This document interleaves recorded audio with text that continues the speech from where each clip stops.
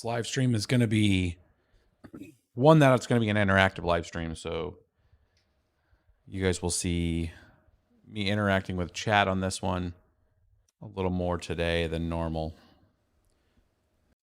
This one got me kind of fired up today for anybody that had seen the Gravel Institute put out a Bitcoin, anti-Bitcoin propaganda today. And typically I stay out of all of the kind of politic conversation in general. I mean, if it's between COVID or government stuff, I usually stay out of those conversations. When it comes to like this channel, it's usually observe and report just for crypto and in that space. But it does not help you guys if I'm not explaining sometimes like what's the point of the mining and all that kind of stuff too, which it does get into politics a little. So today's that day. We're going to have that conversation. So the Gravel Institute is just they have a YouTube channel. They're a progressive, they call themselves a progressive think tank that puts out content covering different topics. And it's based on their Google search. It's to counter right-wing ideologies and think tank stuff. And this isn't a left versus right thing. I'm not doing any of that. This is purely a Bitcoin thing that I'm talking to today. So I'll go to just kind of show you guys their video. I'm not going to play the audio or anything like that. Just I'll let you guys do that on your own time. But we're going to get a few people in here and we're going to have this conversation. This is conversation with you guys. I'm going to be reading a lot of comments from the chat, but I'm going to give everybody a kind of a context, at least from my opinion in the Bitcoin space, for being a miner since 2010, for building a channel in 2013 to educate people on the journey that I was going through and how for you to join in being a decentralized participant in mining, and that how liberating that is for people all across the world to be able to permissionlessly join on a network and become a participant and receive rewards for that participation, by comparison to everything else that's out there. And we're going to get into that, but I'm going to let a few more folks get in and we'll get into this. We'll pull up the topic that we're talking about tonight. And I was going to have a different video. I was actually working on, we hired another person for BBT. So we're up to 3 employees now here. So, that new person, Samantha, starts technically on Monday, but I might try to get her over on this weekend to get a lot of other stuff really set up for her and all that. But what we're doing is we're kind of revamping all of the screens and the content delivery for you guys. So we'll have, I mean, we got some crazy stuff coming up. We got graphics for all of the different, like, if we're going to cover a graphics card, you guys are going to see a lot more symmetry on like the graphics and displays and all that ancillary data stuff, very data rich environment stuff that's going to be on the screen. And we're going to have a much more concise format for you guys. So I'm trying to really professionalize the delivery of the content that you guys are looking for in the short type of content, get that streamlined to where then we can have good live streams like this one, where we'll talk other ancillary stuff and do deep dives and stuff. So it should be, I have 0 desk space left. Yeah. I actually have another desk that's going to be coming. That's going to expand this one. So we will get some more desk space here, but yeah, I got a lot of testing going on up here. So let's take a look. Seeing some folks subscribe. Thank you for that, my dudes. This is what we're talking about tonight. So this is the Gravel Institute, and they did a little video here that's about 7 minutes long, and they get into why they believe Bitcoin is a scam, and they go through with some graphics, and then this individual tries to eloquently explain using a lot of verbs and adjectives to grossly overstate certain aspects of Bitcoin mining, And the fact that Bitcoin's not used that much as a currency, and then just tries to belabor their point of, in a very narrow way, on how Bitcoin's scamming people by being left with the last bag type of thing, and how that's a Ponzi. And they actually go as far as explaining what a Ponzi is and who invented a Ponzi and all that kind of stuff.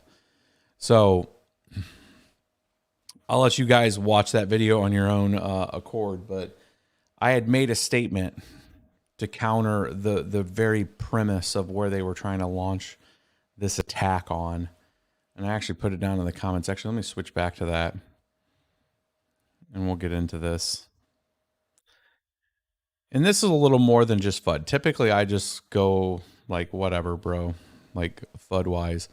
But I put this on, and I'll read it out to you guys as a response here. I put out there, you know, the way they were explaining Bitcoin as a scam is they were essentially saying that the early folks got in first, and they're getting the bag, you know, they're selling the bags to you, right? And that the last person holding the bag is the one that loses. And it was a basic, you know, Ponzi scheme type of setup. And totally went around the whole fact of proof of work, didn't talk anything about proof of work consensus driven permissionless systems. They got nowhere into the innovation when it comes to Bitcoin. And they just stayed with the focus on the financial side of it. And that was their first kind of obvious miss on it. But I tried to explain it to him. I said, social construct formation of what is valuable is a consensus of society that agrees something is worth something.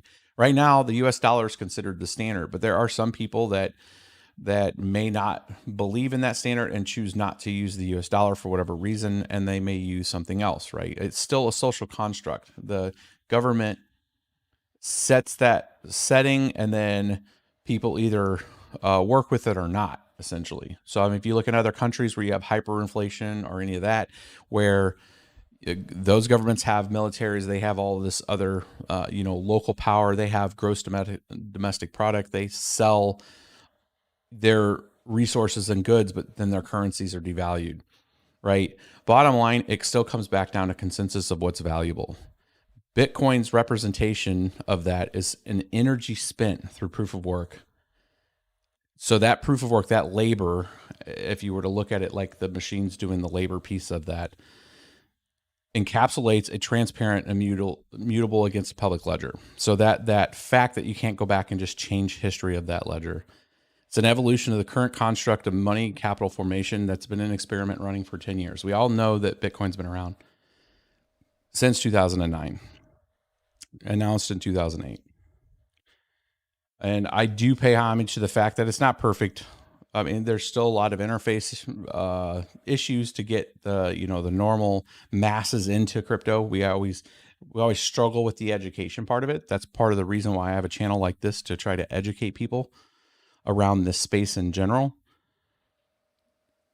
And there's iterations of that causes more and more people to understand it and then start to build towards that. The main point that I wanted to make sure is that was said is, you know, the foundation of truth that a permissionless public ledger that is upheld by now hundreds of thousands, if not millions of people with they have access to nodes or some structure to support these different networks. This goes beyond just Bitcoin too. All the cryptocurrency networks, the amount of participants that uphold this copy of the truth, reinforced. There's no single point of failure there. There's nobody coming in there and making just a change or changing the history out there. So in a world fundamental wrapped in manipulation and lies, this independent decentralized node infrastructure powered by a permissionless system allows anybody to come and go.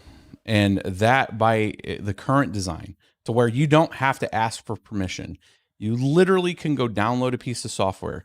And even if you're in a very restrictive country, if you gain access to some level of computing, you could still work your way to get to the point of getting a node downloaded. There are satellites that you can download a node from. There are co-location locations. There's the VPNs. There's darknet entries into getting a copy of that node and syncing it up, and then you representing one of those extra nodes. It's a permissionless system.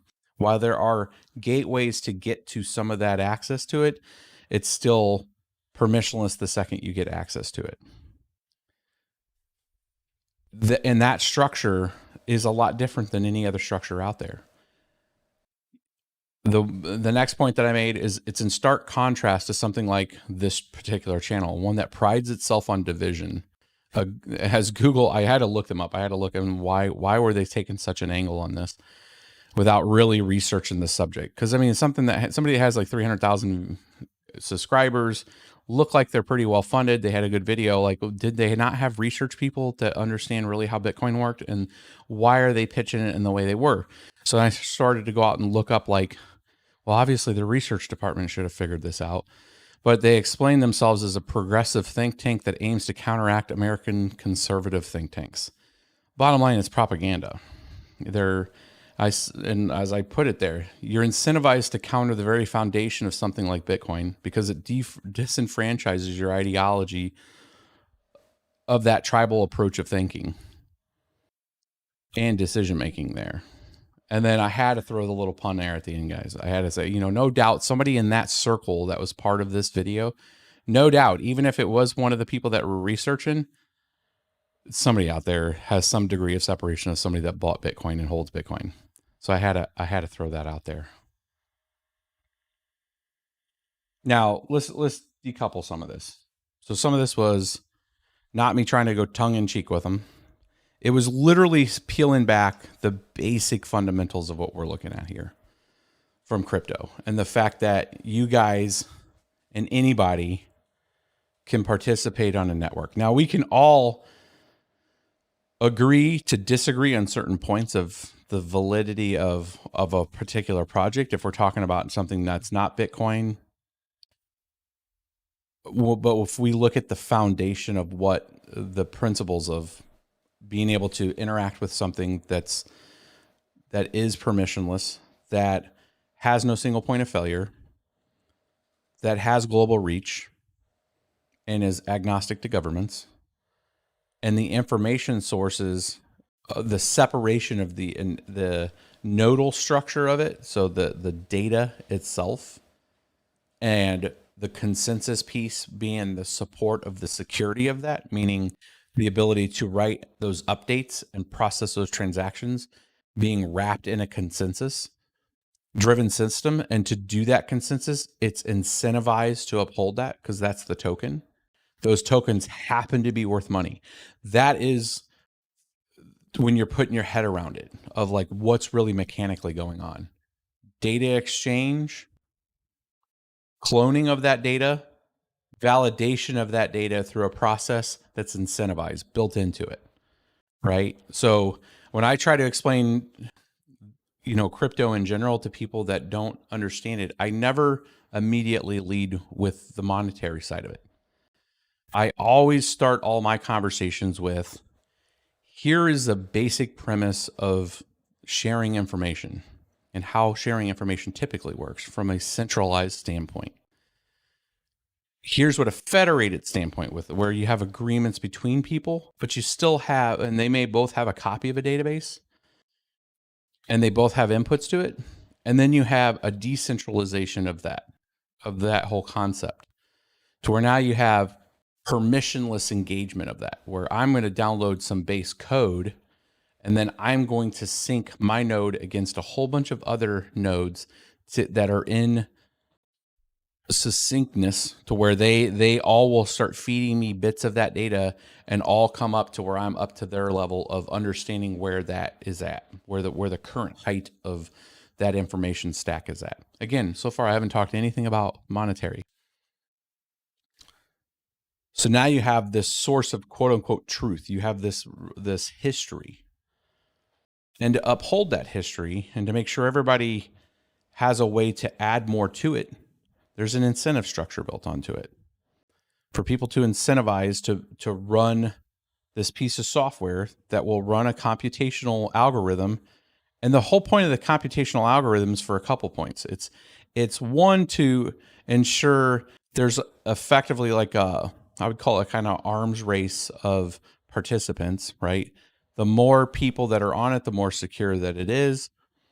And circumstantially, the token that's given out in that process becomes, when it's set to a dynamic that has a deflationary concept behind it, meaning Bitcoin, it has a limit, it has an inflation rate that is deflationary over time. So it creates a natural scarcity to it, which then drives up its value, which then increase the likelihood that more people are going to come to try to secure it. So you have these two coupled things where you have this data integrity and copy of redundancy mixed with the incentive to participate.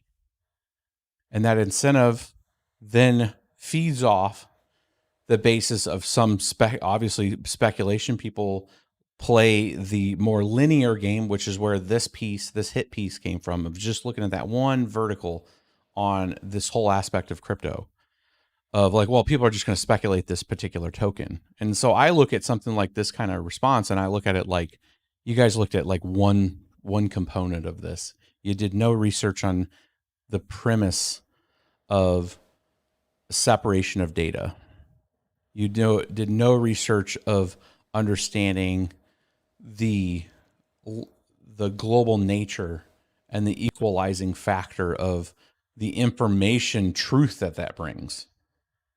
The fact that for people that when people are looking for the use cases out there to co-locate particular metadata on crypto, like where you have property rights on Bitcoin, and people are like, oh, it's just, we could do that in a database. You can do that on a database, but a database is in somebody else's computer, and somebody else has rights to change that database.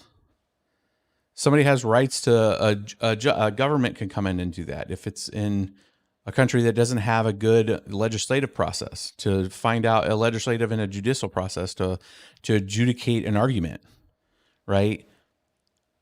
When you put it out somewhere and you get the normal process of having some co-signers, somebody that says, yes, I agree that person owns something, and then they co-sign that. Now you have an agreement between a couple of people that's now written into a place that's just not some database in some company.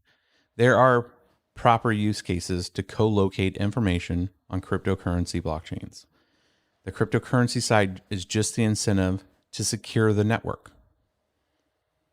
And the tokenomics that are around that are built around scarcity and some elevation of its value, right? Because there is a scarcity piece to it. More participants mean more people are sharing the yield, and you have that whole aspect of it. But it's still like if you're out there and you're explaining crypto to people, you have to explain the tech stack to them. That is just not about it's just not. When I started mining back in 2010, it wasn't just about the token. It really wasn't. I say that with a straight face. You can hook me up to a detector. That it literally was like this liberating understanding of a world potential of being able to exchange information with each other, and the data being reinforced by the network to where you have a single point of truth. When you get consensus on a right, garbage in, you can put garbage into crypto. That is a particular facet that you could put some BS in there and say, look, this says I do this, but at some point when there's not consensus on that, you could go back to that original person that wrote that and be like, I don't know, man. Like, nobody saw you do that, and like, this is all bullshit, right? You still have that aspect, but it's written in history. They're not just deleting the record and obfuscating it. It's there forever. So there's very strong cases to where the crypto and the space in general has those other uses, and circumstantially there's tokens around it. This is the kind of stuff, when I read this stuff and I look at it, that they're diminishing the principle behind the structure and what crypto is. I also am not naive and understand the fact that the thing that is the big care factor for a lot of people in the world is the price and what it's worth. I mean, we've been mining for a long time. There is a monetary gain for doing that, but you're a service provider if you're a miner. It isn't a free lunch. And this is where the Ethereum community, namely some of the developers, completely lost the ball on understanding the miner's position. That they're like, we can set it to whatever, and you guys are just complaining that we're going to cut the emission rate, and then you guys are already fat and happy, and you don't need any more, right? They're immediately going to a place where we were coming back and saying, hey, wait a minute here. First off, it's all about a network agreement, and then that sets a rate. If you go and start meddling, then you're undermining the whole point of your security architecture. When people are making a decision predicated just purely on the price piece of it, usually bad things happen. Or, it's just not a good way to go with things. People that make that agreement to put hardware towards a crypto with maybe the idea to try to make more money. I mean, that's the base premise of it, but it's also to secure that network and protect that investment. So protecting the investment, if we're mining Ethereum, if we're mining Ravencoin, if we're mining Bitcoin, that we're going to get a token for that, but we're also knowingly securing that network more. And we're knowingly having confidence because more people are going to secure that network, and that we know that it's not just fly by night and somebody's going to go to attack it. Right. So it's a different relationship that miners have with the network compared to a typical user. And then to somebody that's completely outside that don't even probably use the network and are purely just playing the speculative game with the currency. So there's different, I don't want to call it class of citizens. I would say class of understanding of what's important in that crypto space on a particular token. And it's going to go the same way with validators with a little more detachedness, because most validators on proof of stake, depending what type of validator. With Ethereum guys, it's expensive to be a validator. You're spending $100,000+. You're going to have a little more vested of understanding kind of, are you making money or not? Mixed with the protection of your node being hosted somewhere that's not going to go down and you're going to get slashed because it's a different relationship with the network. But it's still the same premise in the basis of understanding the more people that are securing the network, the more nodes that there are out there of the validation of truth, the stronger the network. And it's just, I just wanted to make sure that it was kind of eating me up today wanting to have this conversation with people, because I'm like, there's so many new folks coming into this space. There's their first exposure, maybe something like this video, and they're going to be skeptical about it. And I wanted to make sure that there was something that one of you guys could go out there and point to say, hey, you might want to watch this video. There's other things to it. It's not just the speculative token, and it's not just that you're left with some bag. There's more to it than this. And why it does get lost in the translation sometimes, because people just, people get focused so hard on the token, they forget the premise of why we're all here on doing some of this stuff, right? It's important stuff.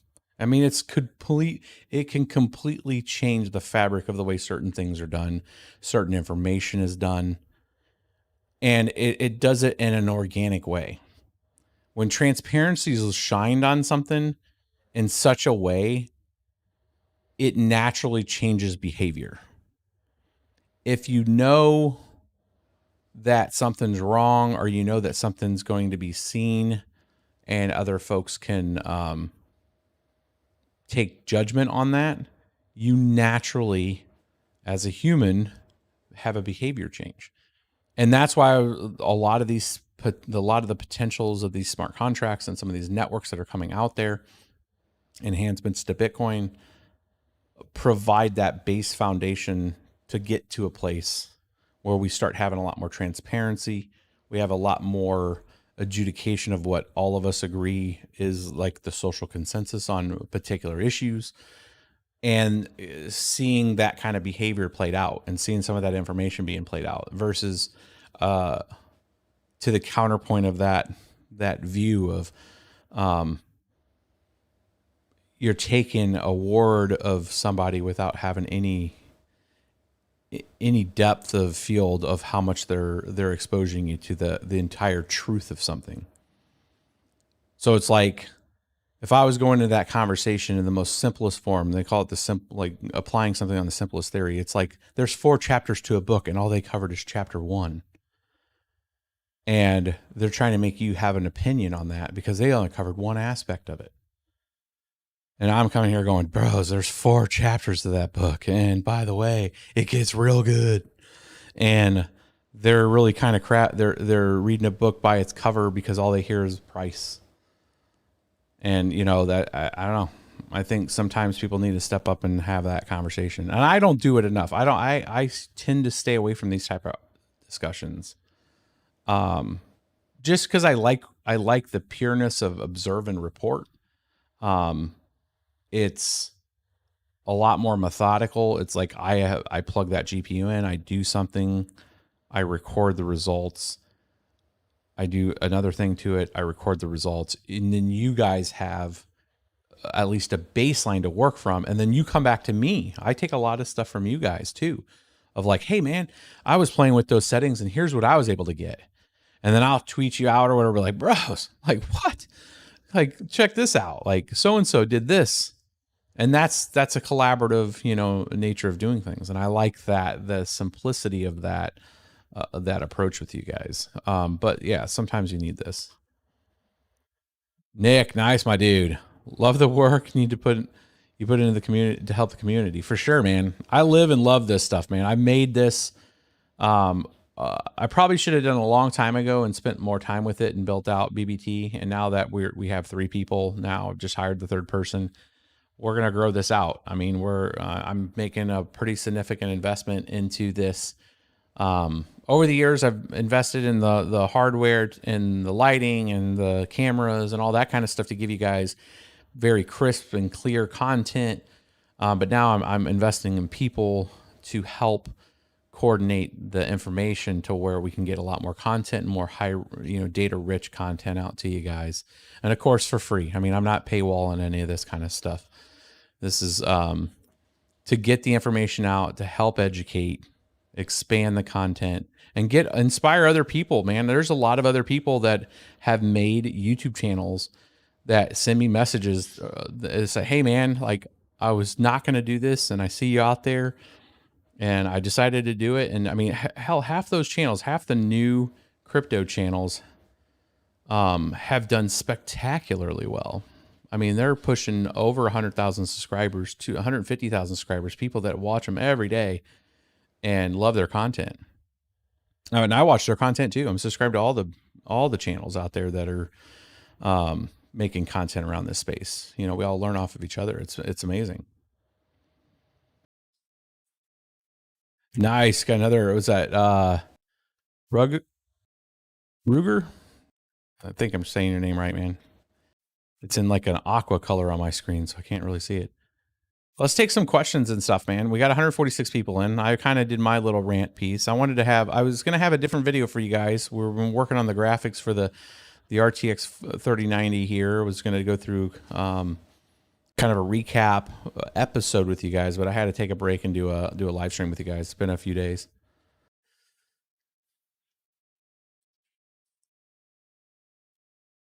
Awesome Putter says, man, wish me luck on buying my first GPU. Nice, dude.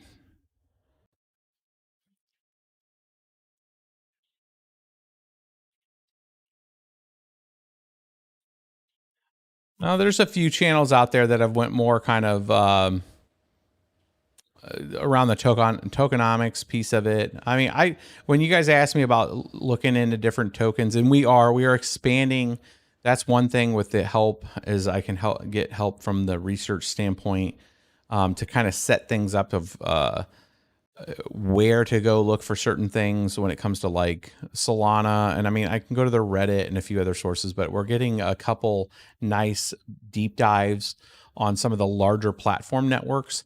But I'm going to take it from a different approach. I'm going to be taking it from talking through what proof of history is, the consensus algorithm, what's different, what are my concerns with that, the attack vectors on that, because it hasn't been proven out like proof of stake, or not really proof of stake, proof of work.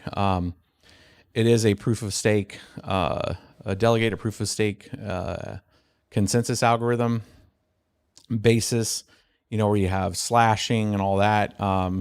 And I'm still not super convinced yet on that when it goes to grand scale, because you have modes. You got to understand, like, the way I look at it isn't skeptical because they haven't done a good job, or I don't think the tech stack is really robust enough to handle it or anything. It's literally because it's fundamentally different than proof of work, and something that we've sat and looked at and ran and deal with and understand the attack vectors, to something that you're changing the relationship partnership of the validator, which would be the miner in our case for miners, and the network participant, to where you have this relationship in such a way that they can impact your stake. I've never liked that part of it, and I understand why it's there, and in our deep dives we'll get into it. But the fact that somebody else has access to slash my stake means that there is a vector there that could affect my stack when it's online and on that node. That's fine from a staking mechanism, and that's part of its way to handle bad or malicious behavior. But is there some attack vector that could just deplete all of the validator nodes and that sort of stuff? Anytime smart contracts, anytime there's a relationship with the network in that way, it becomes a not your keys, not your coins situation, even if it is a multi-sig key pair. So if somebody has the ability to take from you in any way, that's opening up that vector. I'm not saying that would happen on proof of stake. I'm not on Ethereum's implementation or Polkadot's or anybody. What I'm saying is I don't think there's not enough emphasis on it yet. Because proof of work is still running Ethereum. Proof of work is still running Bitcoin. Even things like Dash took a hybrid approach to it, where they have checkpoint blocks. And these other networks that are very large don't have transaction volumes, even in the same parsec, compared to something like Ethereum or Bitcoin. So there's a lot of gaming that could happen on some of those networks that have very low transaction value. Meaning, like, if you have layer 2 setting on Avalanche, and Avalanche puts out a page showing that they have, oh, well, look, we're at, almost the same transactions amount of Ethereum. I immediately look at that and go, BS, right? That you can, when you bring down the transaction value to where there's next to no fee to it, the reason that there's fees on some of these transactions for like Ethereum and stuff, it's part of it's a DDoS protection, to where you can't just flood the network with transactions, create scripts with that transaction. I bet you if people really did pattern recognition or pattern analysis on some of those transactions, you're going to see a lot of what's equivalent to wash trading on those networks. And it could be just to elevate their transaction piece, history. It could be load testing that's done in production for some of these dApps to see, can they handle a large load? Who knows, right? What all those particular things are, unless they segment out the different transaction bulks, like you do if you look at something like Ethereum and you see where a lot of the transaction history and stuff are. And I understand they do have DEXs on them, and there is a lot of transaction pieces that come from DEXs and a lot of bots that will buy and sell in there. But that is automated market maker activity, which is not somebody sitting behind a keyboard. So if you have just a whole bunch of bots doing your stuff, you don't have a network. What you have is an automation engine that circumstantially is your network. So I'd like to differentiate that. And so what the whole point of that is that Autobot network that's running up all the transactions on some of these other chains, if it's Tron, if it's Avalanche, if it's Polkadot, if it's any of these other networks, you don't run as much of a security risk of somebody trying to exploit your network as much, because you don't have as many eyes on it. where if you started having huge amounts of transaction volume, which what I think is really actually happening with Solana, with the limited research that I've done so far, seeing that there's been NFT drops, there's a lot more participation on that network. Now you're getting it. What we're going to get our first kind of taste, I think, soon of how robust is a distributed proof of stake system against attack vectors, because now you have enough activity and market volume on it that will start to refocus the individuals that would go and try to attack those networks, or even governments. If we're talking about North Korea or any of the state actor, I would call it weaponized teams that, go look for extraction. There's enough volume on there. There's enough folks to target on there. And so you have this kind of attack vector on all these networks for that. And how robust is it? We know how robust proof of work is. And we know how not robust certain smart contracts are, pointing at Ethereum and how many rug pulls there have been. So now you're talking about a system that is written based on software and a validation node, not a system that's based on hardware and the physical fact that this piece of machinery takes energy and somebody setting it up and somebody configuring it and somebody running some software to provide hashes to secure a network. That's the difference. And I mean, I've had this conversation with people, and I don't care. I would love to get somebody that's a super pro developer, super shadowy coder, as they would say it, and happily go through that with them at a technical level of the risk when it scales up, because it comes back down to software and software bugs versus a forced projection of hardware that takes effort, real effort. I mean, anybody that's mining knows it takes effort, and you are measured at your devices that give that protection. And the software side stays a lot more simpler, because it literally is just serving you up a computational problem that runs on this piece of hardware that can't be virtualized, right? You're not taking that problem, you're not taking that security architecture and running it into some software to try to get more hashes. It literally takes more hardware. So like, that's the separation that I have when it comes to that. So when we start deep diving some of these other networks like that, that's the kind of stuff that I'm talking about. And again, I know I've kind of tangent off on this, but it comes back to the foundational point of this whole video: is Bitcoin a scam? No, it's not a scam. There's a measurement of effort and labor and time encapsulated in the amount of transactions that are out there, because to produce more transaction means more of this has to happen, which secures that network. And they're like, well, who cares? Who cares that you have lots of machines that do stuff? Well, it starts to change the foundation, the fact of when those machines to change the information stack is predicated on that effort, it changes everything, because now it's not as easy as clicking a switch with a high enough position in life. It takes a consensus to flip that switch. It's not just somebody that's elevated to the level of a president of a superpower, and it's not anybody in a full stack of, if it's an entire conglomerate of government officials, if we're talking something like China, to where you have everybody going to this ideology of a communist kind of mindset. You can't go flip a bit on that. You literally have to have the force projection of the hardware to make a change to the core premise of that system. And that by design is fundamentally the so what. No scripts, my dudes.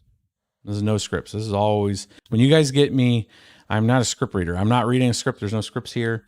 It is what it is. It's 11 years now, 11 full years of experience of being in this space, mining it,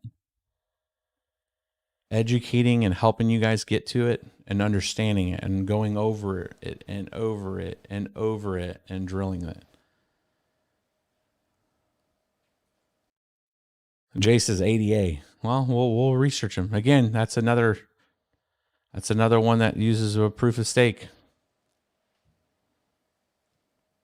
Anybody get at the narrative of saying proof of work is causing climate change?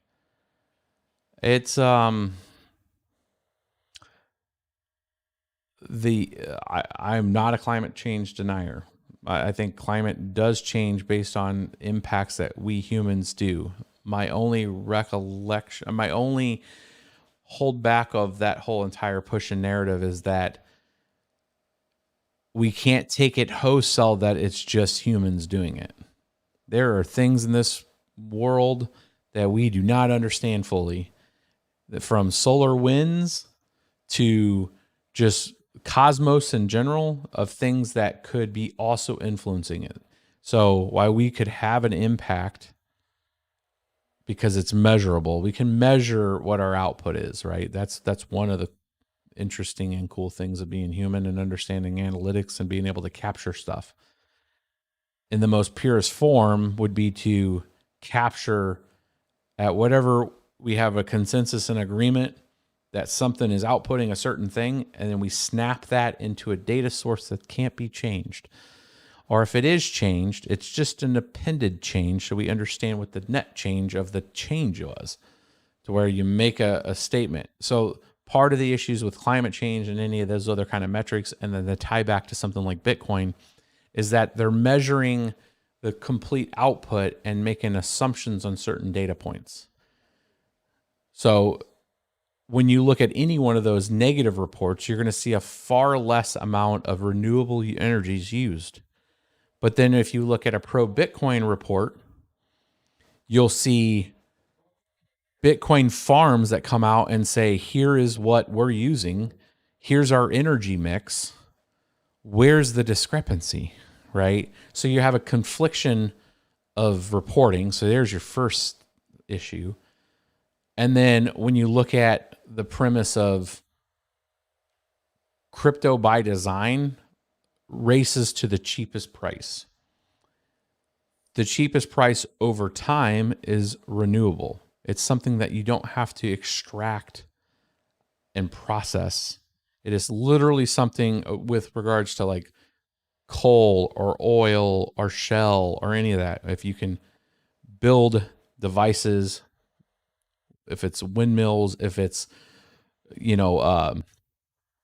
hydroelectric, if it's, geothermal gases, any things that are natural and occurring events that have a way to extract its energy, that's where Bitcoin and crypto drives the energy focus in general. So it is a positive force when it comes to renewable, more so than, your folks curling irons and everything else that uses crap tons of energy. Microwave use. I mean, I have devices all throughout the house to measure electricity. And I'm very surprised most of the time whenever I'm using certain things and how much energy they use. But you don't hear any argument about that. So it is a focused, more tactical attack on Bitcoin when it comes to that stuff. And I'm all about, let's just see the numbers, man. Let's look at the entire Excel sheet of what power is used for everything. And let's look at our top in network topography stuff. You would call it the top talker. Let's look at all the data and let's look at the ones that use the most. And if we're going to take that approach, then let's start looking at the top down of the highest uses and validate, are those things worth doing if we're going to go down that road? Or we can become smarter and optimize the production of that to things that are a lot more carbon neutral or less. But that's not as sexy of an argument.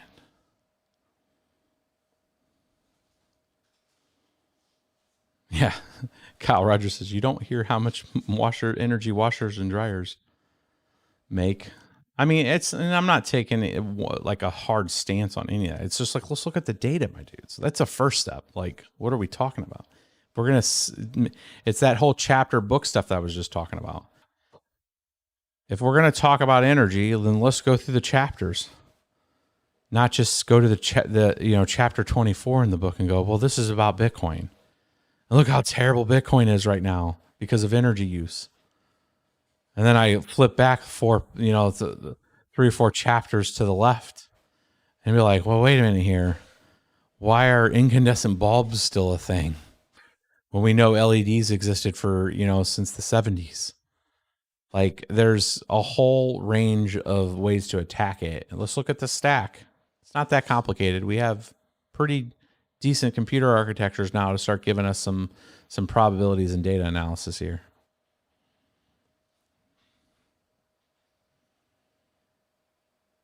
Oh, this thing went to ESG, bros. Times Square ads.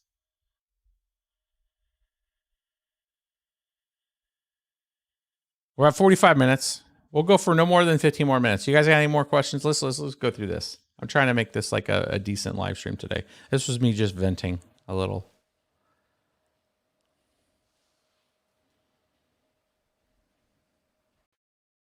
I don't get a lot of videos where I get to talk to you guys that much these days. 120, 130, 32. And it's always a little delayed when you guys are typing. So if we get a whole bunch of little questions, I'll try to go through them. TikTok videos. We'll be doing some TikTok videos too. The whole having the third person, having Samantha in here, we're going to get on all the different socials that I'm not on, Instagram and some of the other stuff. We're going to try to have a whole blitzkrieg of content coming your guys' way. Will transactions fees be enough to sustain the network when all the coins are mined? At the current trajectory, well more than enough. Like, I think it'll go way down because we'll have layer 2 solutions. And then maybe by that time, by year 2140. So to give folks a basic understanding, Dave Rave asked, will transaction fees be enough to sustain the network when all the coins are mined? And he's meaning any coin. Let's just take any. Well, if you take Bitcoin by the year 2140 or thereabout will mine the last inflation of coins, and there'll be 21 million coins in Bitcoin. All the subsequent blocks after that only make transaction fees. So right now, I think it's anywhere from like 1 to 4 Bitcoin on very peak times that are included in the transaction. Now, and I think it's probably even less than that these days. But at, in 2140, if transaction fees are making up even 0.1 Bitcoin, and that's all that's shared at the time, there's a time, I think around 2040, 2050, somewhere around there, where the transaction fees are going to probably be more than the actual inflation rate of Bitcoin, where it'll be halved so many times that it'll be like 0.1 or to be like 0.125 Bitcoin, and your transaction fees will probably be more. So yes, I think it'll hold it up. Thomas Collins, you super chatted and I didn't say anything, my dude. Thank you for reminding me. Let's see here. What did you ask? If you guys did super chat, I will call them out. Because that's donating to the channel here. Thomas Collins says, talk about inspiring. Been mining since February of 28th and started at 0 GPUs. Now at 29, 1.3 gigahash. Bought all retail. You've helped so much. Dude, that's a pretty decent setup now. Congratulations on that. But that was a fun journey. There's a lot. I'm curious, did you go NVIDIA, AMD, or did you do a mix of them?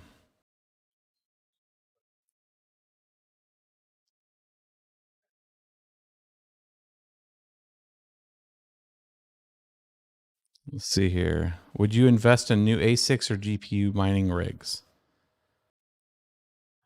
I do not like overpaying for GPUs right now, but the GPU prices have started to come back down some. On the description of this video below, there's actually cheaper. They're still expensive, let's be honest. But there are 3080s. I think there's still a little over 170 left from Parallel Miner. They're $1,400 a piece. They are the light hash rate edition. I think it's in the description below. I should land you on the main page there. Those GPUs retail, at least for the 3080s, were supposed to be $899 when they first came out. And then after all the price increases, everything went to about $1199. So these are a little overpriced, but most of the 3080 LHRs and the 3080 Ti's have been around $1,500 to $1,600. So at $1,400, and I think it goes to $1,320 if it's more than 10. That's getting around, still overpaying for them, but those are still really decent GPUs. So ASICs, the problem with ASICs right now are getting ASICs even more so than GPUs. So if you're doing ASICs, you're probably doing something like the Grin Mini, the Dogecoin miners that do Litecoin, or Bitcoin miners, and all of them are still overpriced also, even more so from a percentage wise than the GPUs at this rate. But we're still buying GPUs. We've started rebuying GPUs. Greetings from AR. AR. Where is AR? Is that Arkansas? Is that AR? Tom Collins, 21 of the GPUs were 3070s. You got some 3080s, 6700. So you did split into some AMDs. Nice, man. Four rigs.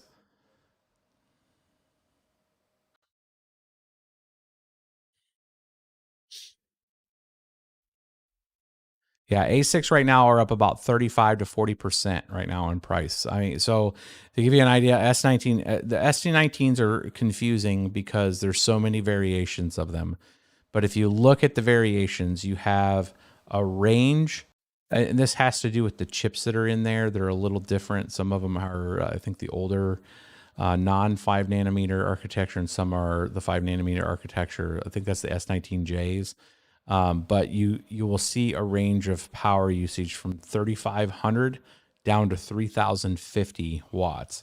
So you got that. You got 500 to 550 watts of potential power savings, dependent on which S19 you get. And then you also have some that go as high as 110 terahash, all the way down to 90. So your least sought after one is going to be the one, I think it's just the plain S19, and that's 3,500 watts at 90 terahash. Then you have some that are an intermediary of that. So it's like 3,250 watts for 95 terahash. So it literally is a spreadsheet game, but those units used to be around 6,500 and now they're like 10 grand. So, you just do the basic math on that. You're at 35% above what it is. And then for the higher end ones, the S19Js, where you're at like 31 to 3,000 watts of power at 110, 105 to 110 terahash, you're going to be spending 12,000 for those, which again, those were like 8,900 at one point. So to give you an idea, you're 30 to 40% in some cases overpaying for those units. And like the brand new ones, I think are still going for that too right now. We do have a Compass Mining link down there. I think they're out of everything though.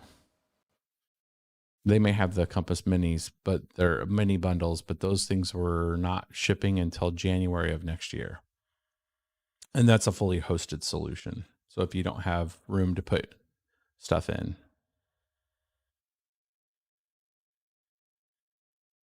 Nice, Heckle. You got your first barrel of EC100 coolant. You're doing some water cooling. I'm going back up to the farm in a couple of weeks, and we'll be taking you guys through that process.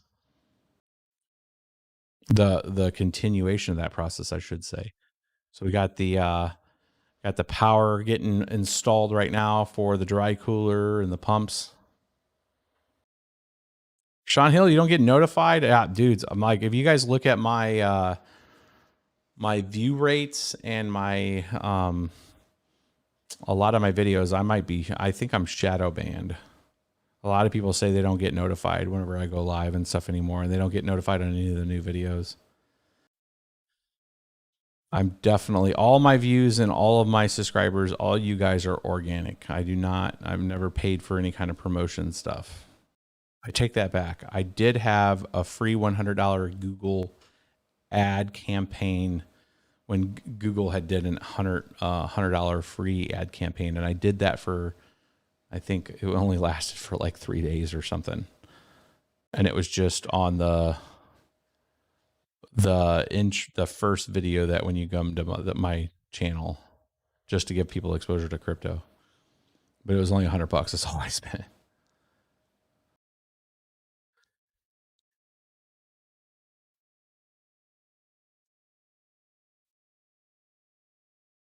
Mining has turned into a commodity biz. Well, it's been that way for a while, but there's still home miners and you can still participate, which is awesome. But at scale it is. Somebody asked me, what's my opinion on NFTs? I understand. I finally understand. I heard a very compelling argument for him, so I would say I understand. Oh, there's Sean Hill dropping a 20 spot. I haven't seen you in a minute, Sean. Miss you, buddy. What's an ROI purchase ROI target for purchase these days? It depends what you're looking at, but I think it's somewhere out there around 12 to 14 months if you're talking on an ASIC. And that's predicated on prices and all that kind of stuff. If we would have had this discussion last year this time, I think the ROI on like a 19 was even more than that. And then people started ROIing them in March when the price went to the moon because they were getting a lot more yield at the time. So that's the thing about crypto. John Sodak, what's up, my dude? You guys just dropping bangers out here today. Buy Bitcoin instead of ASICs. The equipment is so inflated, the delivery times is too long. You're the best BBT.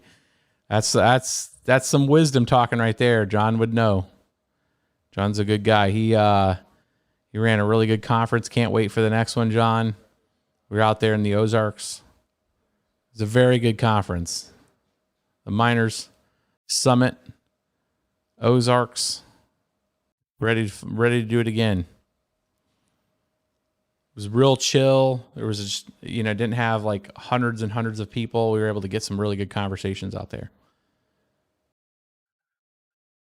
And I would side with John on that one, probably more on if you're trying to buy equipment right now, like putting it in, spreading that out in a couple different options of cryptos that you've been researching might be a better play.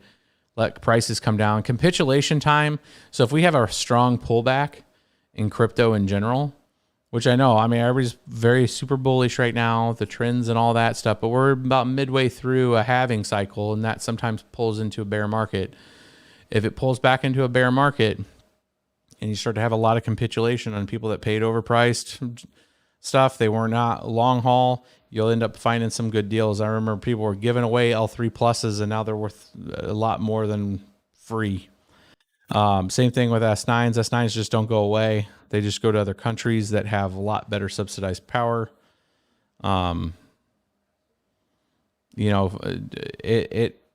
It hurts to overpay for hardware. It really does, because there's times and cycles that you'll have to where there'll be just people wanting to dump hardware super cheap. We were picking up 570s and 480 mining editions down there for like $75 at one point, a GPU. So RX 570 8 gig GPUs for $75, 4 gig GPUs for $50 a piece. That's the kind of stuff you can end up getting. Like in this next cycle, if it's a hard pullback, we'll see GPUs like 1660s, which are like 30 mega hash, good power wattage rate, but you'll see those drop all the way down too. They'll be sub 150 at one point. If we have a hard pullback, again, it's speculative. If we have a hard pullback, you'll see 1660s, things like that. And other really high power GPUs. Usually high power GPUs go first because usually they're a lot better for like the gaming scene, because they're using their TDPs higher. They're going to be a much more performant GPU. And then people will sometimes hold on to some of the lower power usage GPUs, even though they don't have as high of yield creation because their mega hash is down. You'll have a situation where you can get pretty good deals on GPUs that are like that mid tier that use a lot of power, but have a potential for higher end output. Is 3 3090s for 6K a good deal? 2K a piece, it's a pretty decent price. So a 3090 if you were able to get launch edition, remember those GPUs were $14.99. That was the NVIDIA launch edition. MSRP for 3090s after that, for like the, let's say the For the Win 3 edition, something like that, the aftermarket AIB ones were $17.99 to $19.99, depending which ones you were getting, if it was like the Hydro or whatever. So most of the 3090s these days that you find are anywhere from $1,200 to $1,400. The higher end, the more expensive ones are like trying to sell for close to $3K. So if you can get them for $2K flat, you're really close to retail. I mean, you're within a couple $100 of retail. And it's the same thing with the parallel miner link below. If they still have GPUs, I don't know if they had GPUs this morning. They had a 200 plus drop of GPUs. They're priced out right now about 200 over retail on the 3080 right now. The market adjusted 3080 price, where the 38 light hash rate editions, they come with, you know, some of the early 3080 fixes. So where the light hash rate editions have a little better cooling setup on them. They have, you know, none of those capacitor issues that they had in the first gen, where you had the chokes and the issues with the capacitors on the back of the card. So, and with those LHR editions, they came out, you know, at the $1,000 price point to $1,200 price point. So $1,400 with a discount with 10 of them at $1,320 is a couple $100 over, you know, where you should be finding them retail wise. It's hard to find cheap retail versions, you know, like unless you get on that Best Buy game when you can catch one on Best Buy for retail price, is what it is.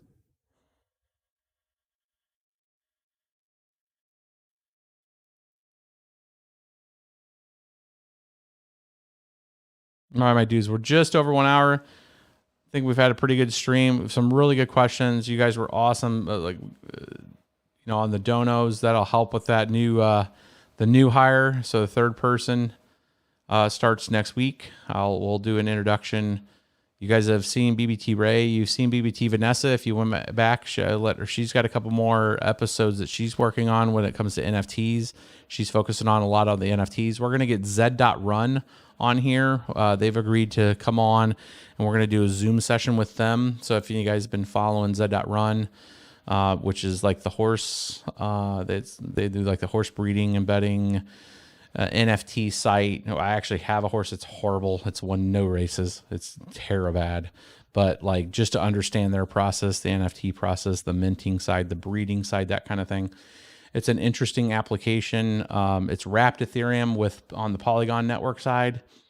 So it gives some exposures on how some of that works when it comes to Polygon. And then we have a couple more NFT things. I think Axiom, I'm not really super familiar. BBT Vanessa is going to be doing that one. So we're going to, you guys are going to see a few different people show up on here, not just me all the time. That way we can get more good content out to you guys. Their stuff's going to be a lot more, I would call it very straight and to the point. If you watch BBT Vanessa's one that she did on the, it was the FIFA NFT game. It was very thorough. It had a lot of good graphics in it. And it was just a preview of some of the higher quality content that we can bring to you guys.